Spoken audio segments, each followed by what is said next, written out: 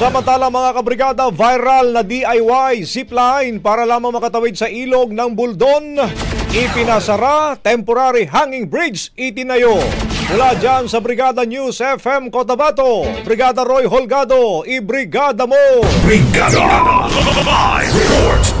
Mula sa buwis-buhay na pagtawid gamit ang isang DIY zipline, mas ligtas na ngayon ang daan ng mga residente ng Barangay Kulimpang matapos magpatayo ng pansamantalang hanging footbridge ang lokal na pamahalaan ng Buldon. Matatanda ang naging laman ng social media ang viral video ng mga bata at residente na pilit tumatawid sa Lumabak River sakay ng improvised zipline. Ang naturang eksena ay nagdulot ng pangamba sa publiko dahil sa kapansin-pansing panganib ng dala nito. Agad na kumilos ang LGU at nagbigay ng direktiba sa mga barangay officials upang ipatigil ang paggamit ng zipline. Actually, naabisuhan na po sila na yung ating mga magulang, nabantayan po yung kanilang mga anak. Huwag po hayaan na tumawid sa cable wire na yan dahil napakadelikado po buwis-buhay. Alam po na namin na kung gaano kahirap po no, sa ating mga magulang dahil yung kanilang mga anak na nag-aaral pa po dito na tumatawid, lalo na pag may baha. Ngayon ito, tiniyak ng LGU na bago pa man lumabas ang nasambing video, may nakalaan ng solusyon sa problema. Sa kasalukuyan ay nagpapatuloy ang konstruksyon ng isang permanenteng tulay na magdurugtong sa Barangay Kulimpang at Pantawan. Ang proyekto ay ipinapatupad ng Ministry of Public Works o MPW ng Bangsamoro Autonomous Region in Muslim Mindanao.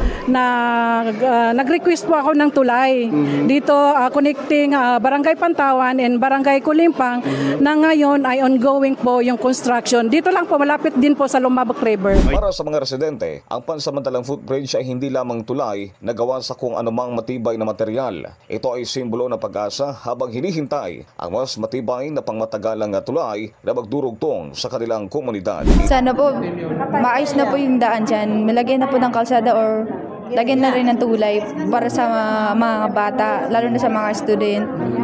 Hindi lang yung lahat ng tao doon. So, para mas ligtas sila, malagyan na lang sana ng tulay. Pumangni kami sa tabang. Tabangan kami ran ka para madaso kahirapan namin. In the heart of changing lives, ako si Brigada Roy Holgado ng 89.3 Brigada News FM Cotabato City, the Music and News Authority. Ang bahaging ito ay hatid sa atin ng Drive Max Coffee. Ligayang tuloy-tuloy.